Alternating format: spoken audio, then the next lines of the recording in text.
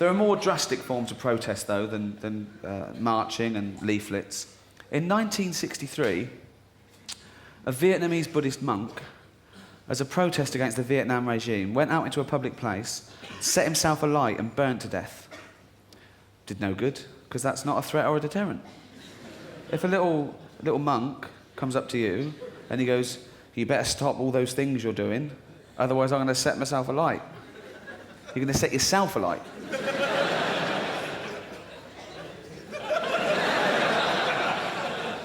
Fill your boots, mate. And no one cared, and I bet you don't even know his name, do you?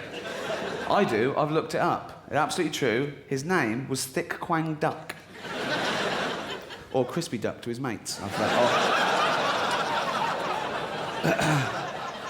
John Lennon, a less drastic form of protest against the Vietnam War, the famous sleep-in.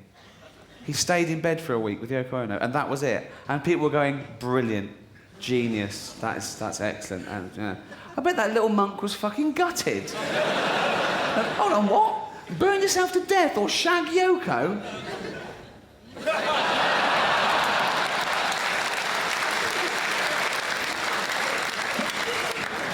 Oh, I love it when rock stars get involved. I absolutely love it. The political song. Ooh. Look out, mate, he's got a guitar. He's saying what he thinks in C. It's okay when it's people like, Bob Dylan, but I love it when pop stars have a go. Do you remember Culture Club's classic? They'd been singing Karma Chameleon for too long, and they came up with the war song. Ooh. And in that, they go, war is stupid, and people are stupid. How's that going to change your mind? I mean, if you're into war, you're loving war, you love it, it's your favourite thing. You go, I mean, you're in a plane, you're going to bomb the shit out of a country. Oh, I can't wait to get there. I love bombing people. Oh, nearly there. Put the radio on. Oh, war is stupid and people are stupid. We're going home. Boy George there, he piled on the pounds when he gave up the smack, didn't he?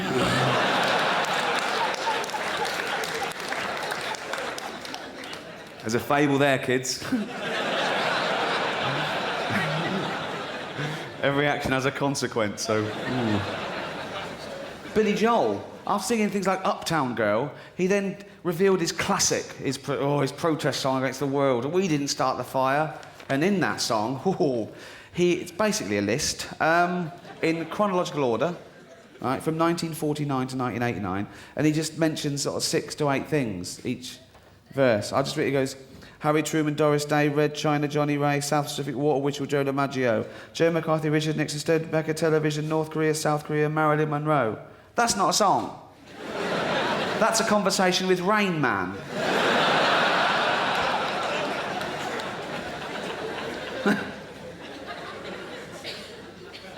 I think the first protest song that actually made a difference was Do They Know It's Christmas? And particularly poignant to us in Britain because we used to own and run Africa. And then at the end of the 50s, they wanted independence, and slowly we started giving it back to Africa. And by the end of the 60s, it was totally Africa-owned and Africa-ruled. Of course, in the 80s, we get a phone call.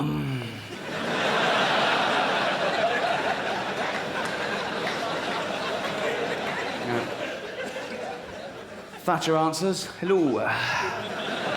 Hello, it's Africa. What do you want? We're all starving and that. Oh, starving. Let me give you that phone. You should have thought of that before you wanted independence. Yeah, we didn't know there was going to be a drought. Drought? I'll give you a fucking drought. In the long hot summer of 1976, we had a hosepipe ban in Reading. Yes. In drought. My poor mum having to make loads of journeys with a bowl of water for the lawn. Under the cover of darkness. With her back. We've all got fucking problems, mate. Drought. There was a government advert at the time that said, save water, have a bath with a friend.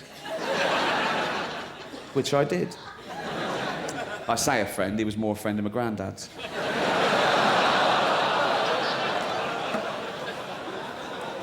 £10's a lot to a kid in Reading.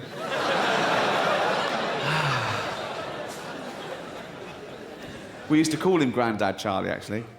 He wasn't our granddad. He was just an old bloke who used to live across the road from us and used to always come round to play with us whenever he saw our parents go out. But, what? Lovely old man. He used to play with us, he taught me to wrestle, and, what? Lovely old man, lovely old man.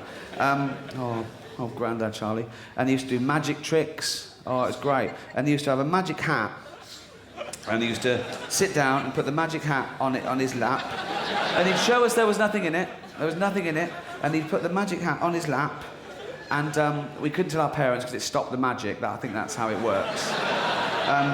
And then we used to, we were only little, and we used to have to queue up with our eyes shut, and all take it in turns in feeding the little rabbit in that hat. Poor, whatever it got to me, it was scared stiff, poor little thing. It was no. And it was always in a bad way. It didn't have any ears or any fur. And, poor little thing. I made it sick once.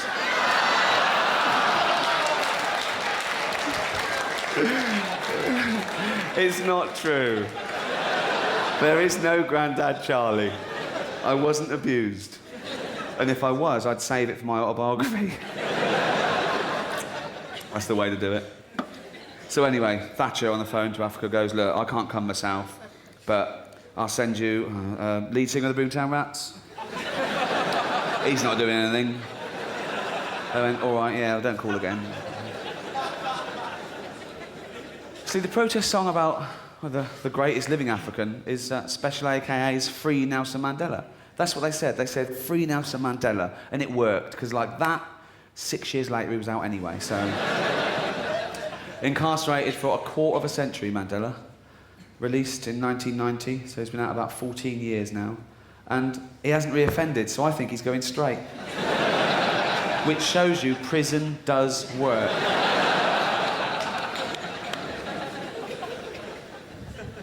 I came here to change attitudes tonight, and I think I've done that. I want to leave you with something now to show that knowledge is power. It's a true story, actually. And